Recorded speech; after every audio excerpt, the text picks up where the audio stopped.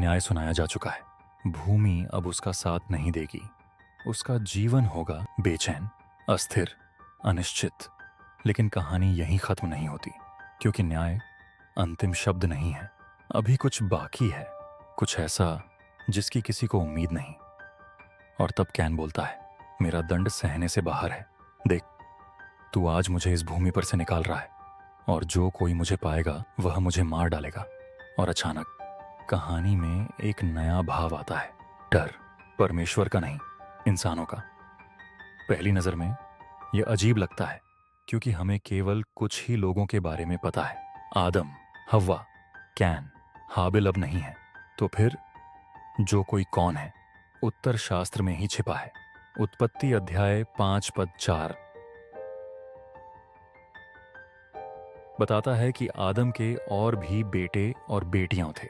पीढ़ियां शुरू हो चुकी थीं, मानवता बढ़ रही थी, और कैन यह जानता था दूसरे लोग हैं और वे उसके बारे में जानेंगे। इस क्षण की कल्पना कीजिए, दुनिया बढ़ रही है, परिवार बन रहे हैं, रिश्ते बन रहे हैं, और उसी दुनिया में एक खबर फैलती है, एक भाई ने अपने ही भाई को मार डाला। और कैन समझता है इसका मतलब क्या है। कोई अदालत नहीं, कोई कानून नहीं, सिर्फ लोग, दुख, क्रोध और बदले की संभावना। लेकिन यहां कुछ और गहरा हो रहा है। पहली बार एक इंसान दूसरे इंसान से डरता है। इससे पहले डर ऊपर की ओर था, अब वह एक दूसरे की ओर मुड़ गया है, मनुष्य से मनुष्य। क्योंकि पाप ने दुनिया बदल दी है, सिर्फ आत्मिक रूप से नहीं, बल्कि संबंधों में भी। अब हिंसा असंभव नहीं रही, वह वास्तविक बन चुकी है। और तब परमेश्वर उत्तर देते हैं। उत्पत्ति अध्याय 4 पद 15, जो कोई कैन को मारेगा उससे 7 गुना बदला लिया जाएगा। यही वह क्षण है जहां सवाल उठता है, परमेश्वर कैन की रक्षा क्यों कर रहे हैं? उसे दंड क्यों नहीं दिया जाता? बदला क्यों रोका जा रहा है? उत्तर एक संख्या से शुरू होता है, 7। बाइबल में 7 का अर्थ होता है पूर्णता, संपूर्णता। इसलिए 7 गुना सिर्फ गिनती नहीं है, यह एक चेतावनी है, एक पूर्ण परिणाम। परमेश्वर कह रहे हैं, अगर कोई बदला लेता है तो वह न्याय नहीं होगा, वह समस्या को बढ़ाएगा। क्योंकि अगर बदला यहां से शुरू होता है तो वह रुकेगा नहीं। एक जीवन के बदले एक जीवन, फिर एक और, फिर एक और। हिंसा फैल जाएगी, मानवता से भी तेज। इसलिए परमेश्वर हस्तक्षेप करते हैं, कैन को बचाने के लिए नहीं, बल्कि कुछ और बुरा होने से रोकने के लिए। एक अंतहीन चक्र, बदले का। यह पैटर्न आगे भी दिखाई देता है। रोमियो अध्याय 12 पद 19, बदला मत लो, परमेश्वर के क्रोध के लिए स्थान दो।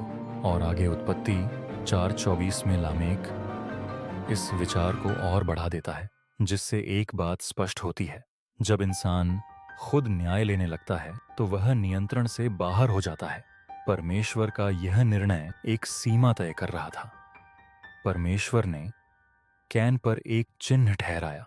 इब्रानी शब्द है ओथ, अर्थात एक चिन्ह, एक संकेत। यह शर्म का चिन्ह नहीं है, यह अपमान नहीं है, यह सुरक्षा है, एक घोषणा।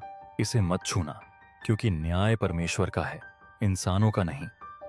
इसे स्वीकार करना आसान नहीं है, क्योंकि हमारे अंदर का एक हिस्सा तुरंत न्याय चाहता है, स्पष्ट परिणाम।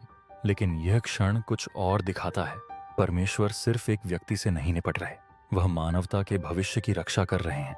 क्योंकि अगर शुरुआत बदले से होगी तो अंत भी वैसा ही होगा।